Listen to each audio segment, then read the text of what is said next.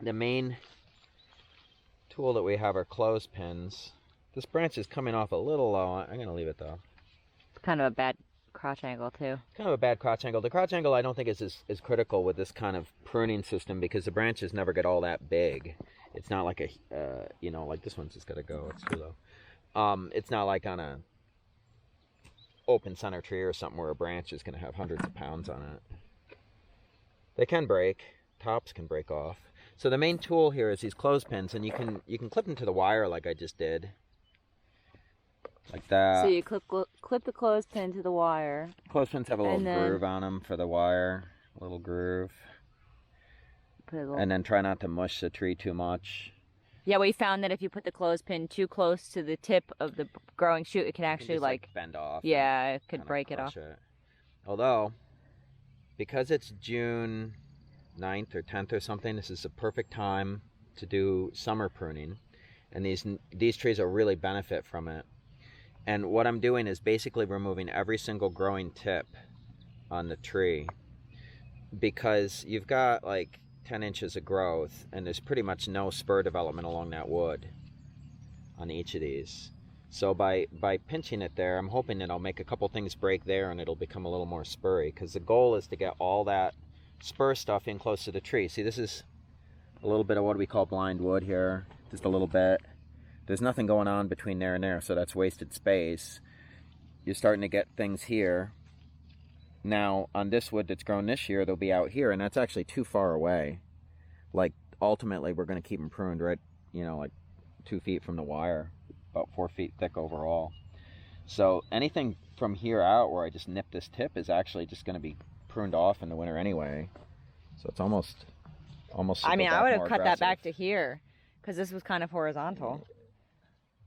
When you can do that, I just feel like this needs weight. Oh, the rocks. You got the rocks.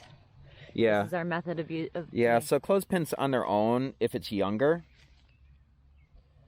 so just taking off those tips. If it's,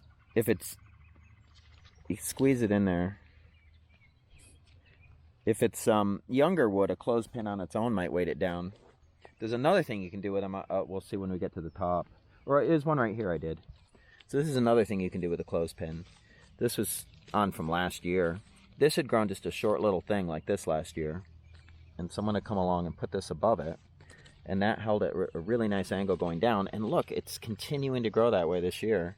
And now if I come and just pinch that tip, hopefully we'll get a few spurs right in here. Ultimately get a weak horizontal branch. It's very fruitful, doesn't want to grow too much. Sometimes, like a week ago, a clothespin would have held that down, or some varieties that are like more willowy. That's This is Keepsake. I like Keepsake. A mottled looking there, funny looking apple. So, like this one here, actually it doesn't even need anything. It's pretty close. Just gonna need more weight. So it's like a Christmas tree. You know, it's like you're decorating them. And the clothespins, you just use over and over again. They're so useful around the farm. We have maybe like 6 5-gallon buckets of clothespins. It's like a collection.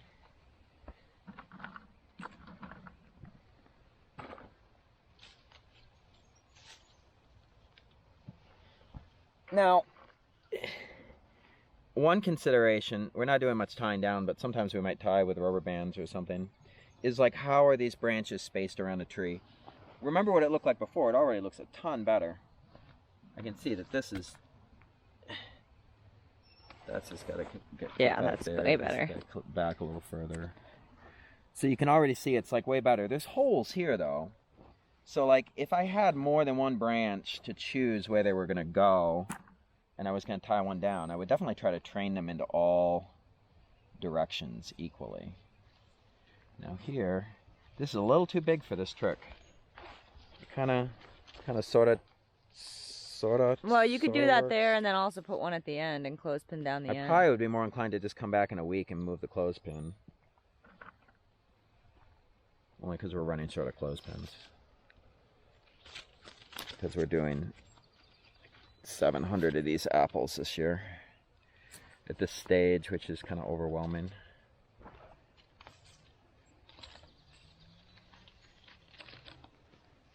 Working there. Now this one I can't fit it in there really that well, so I gotta do this. I don't want to weight it. I'm a little worried because it's not quite up to the next. There's these clips that can grow in. It grew into the tree. We'll deal with that in a minute. These clips here. They do. The trees do grow into them. I like it when it doesn't have them when they're so little, like this one right here. But they it's gonna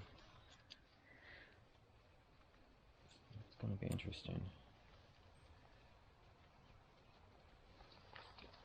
I'm gonna come back and cut the clip and be able to peel it off the other way. That's actually, I've seen twice out of 700 trees so far this year. That's not too bad. That happens. When they get older, they definitely do grow into them, and it doesn't seem to hurt them at all. It's like a fence wire at the edge of a field. And if anything, a little girdling might actually, at an older age of the tree, might make the tree a little more, break some latent buds and make it a little more fruitful. Very cool. So when you're done, you stand back. It should look like an artificial Christmas tree as much as it can. You know, it should be like from this, with all this vertical stuff, to very horizontal. And when you look at the tree, there shouldn't be anything other than this leader that's really pointing up at all. And that leader is really important. And if it's not really clearly defined, you actually want to make it by tying something up with a rubber band. Like if the tree's like flopped over only this way, you actually want to tie something up, because you want it to keep growing up in that one axis until it gets to height. Yep. And anything that gets too big, like this branch here is actually, I could have cut this out. Yeah. It's borderline. It'll definitely get cut out if it keeps being big like this. If it doesn't, it's got a fruit on it. That's why I left it. I think it might weight down a little bit and it might kind of chill out. But if a branch gets like even half the size of the leader, it's got to go, because you really just want a simple structure. Very nice.